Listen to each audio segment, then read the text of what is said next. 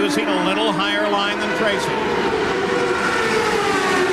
Around Fabi, closes on Groff.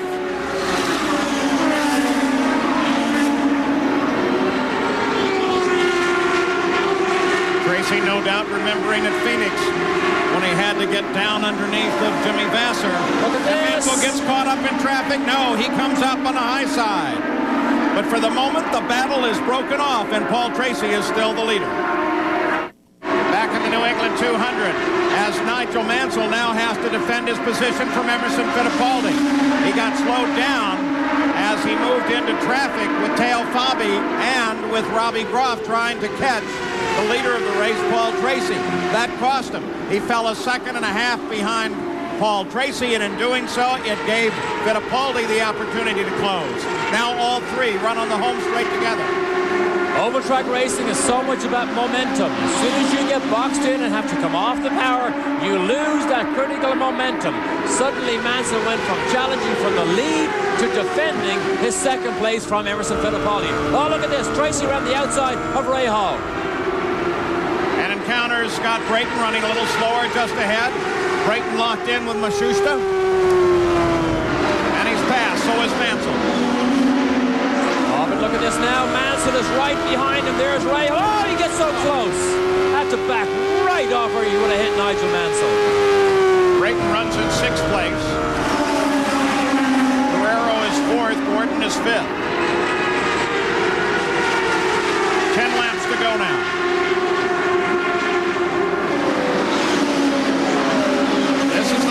At the front, and now here comes Mansell making a bid as he blocks Tracy up in behind Scott Brayton, and he gets beside him, he gets alongside, but now Brayton comes down and Tracy regains the lead.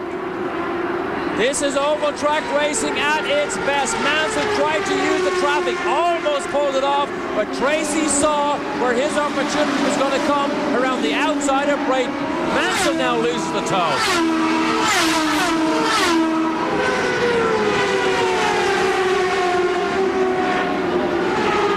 Broken off again, but Mansell has proven several times now that he is capable of moving in.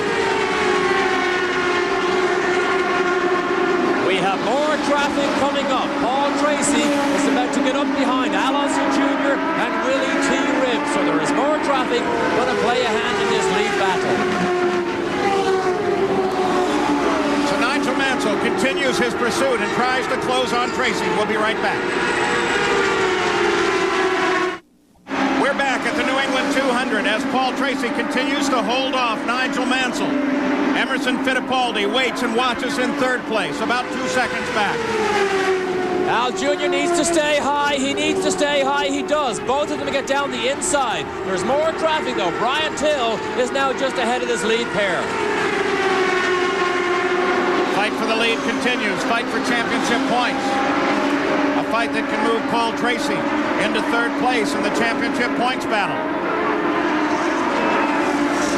The pressure is on. The pressure is on Paul Tracy. This will be his finest win, probably because of the relentless pressure from Nigel Mansell. He still chases him down. He has 5 laps to chase him down and pass. What a 40th birthday present this would be for Nigel Mansell. His second oval win, a continuing lead in the points. He'll leave here with a point lead no matter what happens. Look at this. Tracy protects that line. Mansell is right behind him again. Look at this.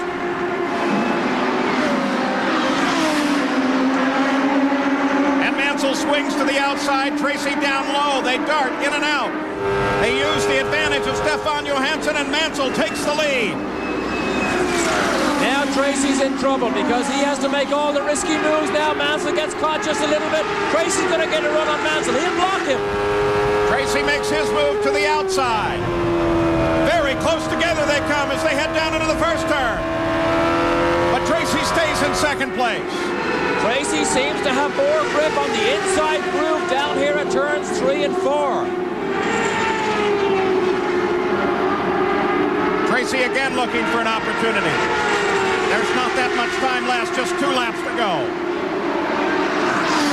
Well, if Mansell pulls this off, it will be a tremendous victory. By far his his best yet because he outboxed everybody, waited for all that time before he pounced, and Emerson is not a factor.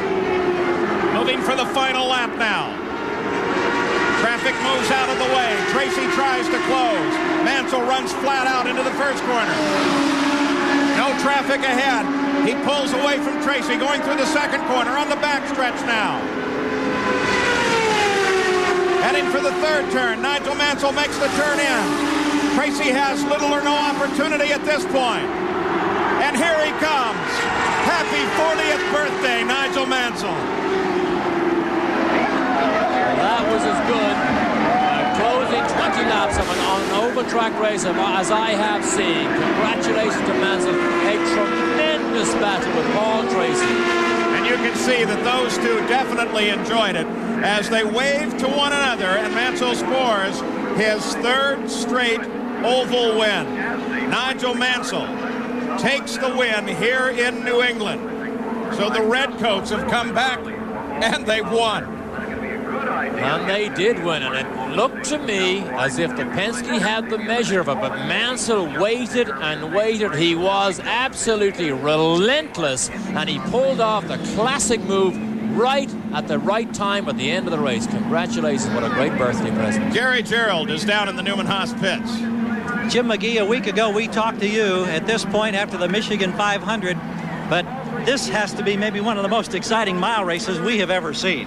And me too. I mean, he's amazing. I mean, he can just pick the car up and carry it when he has to. And, you know, I got to give hats off to our crew and the Texaco and the Kmart people. And Nigel is just doing a fantastic job. And he really loves it here. He enjoys the racing. I mean, he was really looking forward to this dice the last 50 laps. And, you know, certainly I think he gave the fans their money's worth. Congratulations. I think it's something like Indy win number 79 for Jim McGee. Well, great. Appreciate it. But it's the team. Great team. Paul? You know, a good area for it to come. Jim McGee comes from this area of the country. All of his old friends happy to see him up here.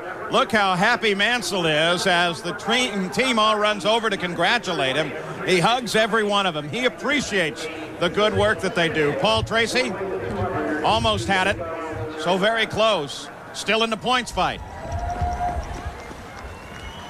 So Nigel Mansell with the whole family here celebrates his 40th birthday with a win on the mile oval at New Hampshire. We'll be back to talk with our new winner and continuing points leader right after these messages. Today's coverage of the New England 200 has been brought to you by Haviland Formula 3 Motor Oil. Add more life to your car. By Goodyear, #1 in tires. And by your local Yamaha dealer, who invites you to see their exciting line of motorcycles, ATVs, and water vehicles. Well, with today's win, Nigel Mansell has taken 4 races as a rookie. The last time that was done was by Teo Fabi in 1983. The key moments of the race itself, passes between Nigel Mansell and Paul Tracy. Passes in and out of traffic. Here's Tracy down the inside of Mansell. But the key move was made by Mansell himself and showed everybody why he's a multi-million-dollar driver, because he can reach down and pull out some magic at the right time. And again, he comes up a winner. So Nigel Mansell, as he maneuvered to the outside of Paul Tracy, took over the lead of the race in the final laps. And boy, what a finish it was a great run on a mile. Now, let's go to the Yamaha winner's circle. Gary Gerald is there with Nigel Mansell, our winner today. Carl Haas comes up to offer his congratulations. He says it's utterly magic, and what indeed it is. Magic from Nigel Mansell. This has to be as exciting a finish to a mile race as we've seen in a long time. And from your seat, to have the relentless patience to hang on there and then make that move and catch Paul Tracy in the traffic, it had to be a thrill from your standpoint. Oh, it's just fantastic, and the team just did a marvelous job all day, but all credit to Paul and Emerson. What a fantastic race, and traffic just made the difference. You know, I lost the lead through traffic, I got it back through traffic. Paul got real loose, I got loose. I mean, just a fantastic race for everybody to watch. You said coming in that your anxiety level was still too high to be comfortable on these oval tracks.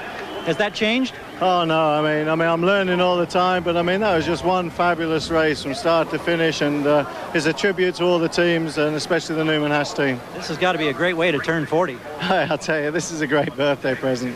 Congratulations to Nigel Mansell once again. Let's go to Jan. Well, Paul Tracy stands by in second position. Paul, one short of where you wanted to be, but it really was one of your finest races. Well, it really was. I think this is a testament to how competitive IndyCar racing is.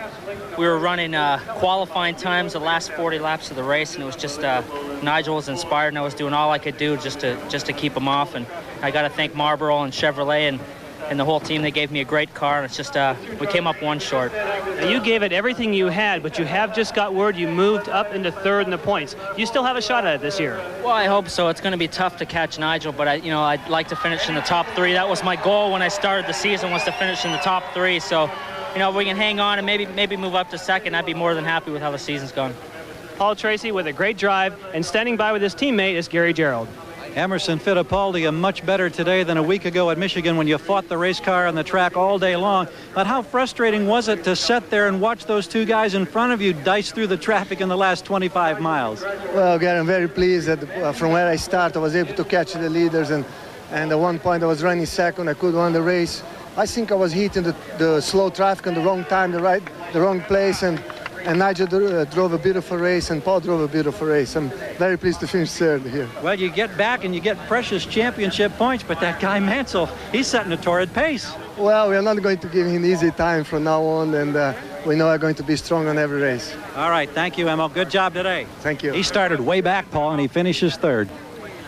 We'll take a look now at the final standings with Nigel Mansell's victory. Running from the pole to the checkered flag, he takes home an additional $45,000 in the Marlboro Pole Award.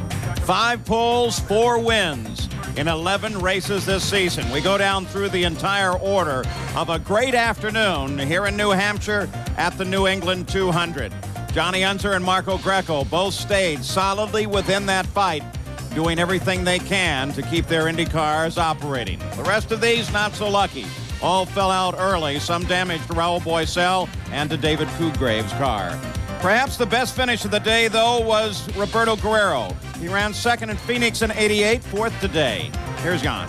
Roberto Guerrero with a 4th place finish. What a great drive. And you and Paul Tracy have something in common. You had to try and hold off Nigel Mansell. What kind of pressure is that? Well, I mean, obviously, the pressure was a little different. He was holding him pole position. I was trying to stay on the same lap, so it was a little different. The Budweiser team did a great job with the stops.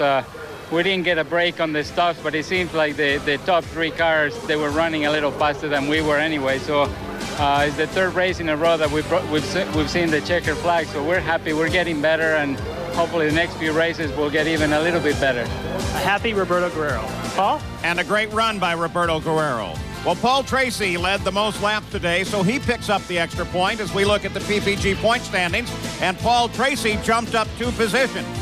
Nigel Mansell continues his lead. Well, there are now 5 more races to go in the PPG IndyCar schedule. The next is at Elkhart Lake, Wisconsin, and you'll see them all right here on ESPN.